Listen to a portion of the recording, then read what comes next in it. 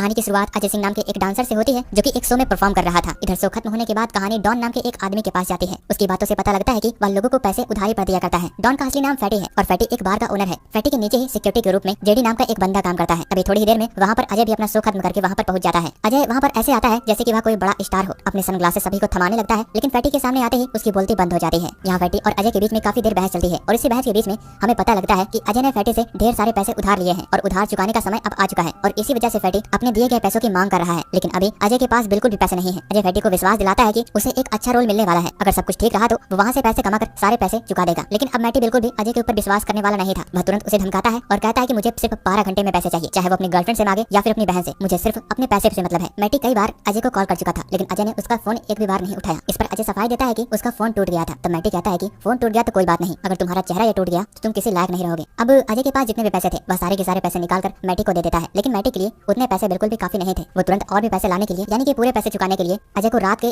12:30 बजे तक का समय देता है। यानी कि उसके पास सिर्फ 1.5 घंटे थे। 1.5 घंटे में उसे पैसे इकट्ठा करने थे और मैटी को विश्वास था कि अगर अजय अकेले जाएगा तो वह दोबारा से गायब हो जाएगा। इसी वजह से मैटी अपने सबसे भरोसेमंद आदमी जेडी को उसके साथ भेजता है ताकि अजय कहीं भाग न सके। जेडी के वहाँ से जाते ही फैटी 2 और आदमी को बुलाता है और उन्हें कहता है कि चुपके से दोनों के ऊपर नजर रखो और हो सके तो जेडी की मदद भी कर दे। इसके बाद कहानी लैला नाम की एक लड़की के पास जाती है जो अपने बॉयफ्रेंड सिड के साथ बैठी होती है और ड्रिंक कर रही होती है। सिड की बात करूँ तो वह रोशनी नाम की एक लड़की का भाई है और रोशनी कौन है इसके बारे में हमें कहानी में आगे पता लगेगा। सिड अपनी मुश्किल लैला को बताता है कि उसे कुछ पैसों की जरूरत है और सिड चाहता है कि लैला इसमें उसकी मदद करे। लेकिन लैला के भी पास इतने पैसे नहीं थे कि वो अभी सिड को दे सके। तभी लैला सिड को याद दिलाती है कि उसने काफी ज्यादा पैसे लोगों को उधार दे रखे हैं। अगर वह सारे उधार को कलेक्ट कर लेता है तो उसके पास पैसे हो जाएंगे। इसके बाद दोनों उस बार से निकल जाते हैं। इधर अजय के पीछे पीछे जेडी भी और जेडी के पीछे पीछे बाकी के दोनों लोग लगे रहते हैं। दोनों के बातचीत के बीच में हमें पता लगता है कि अजय को 10,000 पाउंड इकट्ठा करने हैं और उसे समझ नहीं आ रहा था कि पैसे अब कहां से लाए जाएं। अभी अजय अपनी गर्लफ्रेंड रोशनी के पास जा रहा था क्योंकि अजय ने पहले ही बताया था कि उसे कुछ पैसों की नीड है और हो सकता है उसने पैसों का अरेंज किया भी हो। इसी वजह से सबसे पहले अजय वहीं पर जाने का तय करता है। तभी रास्ते में जेडी के पास उसकी गर्लफ्रेंड चांदनी का कॉल आता है। चांदनी उसे याद दिलाती है कि आज उसका बर्थडे है। जेडी भी बात को बदलते हुए कहता है कि उसे पता था, लेकिन वह उसे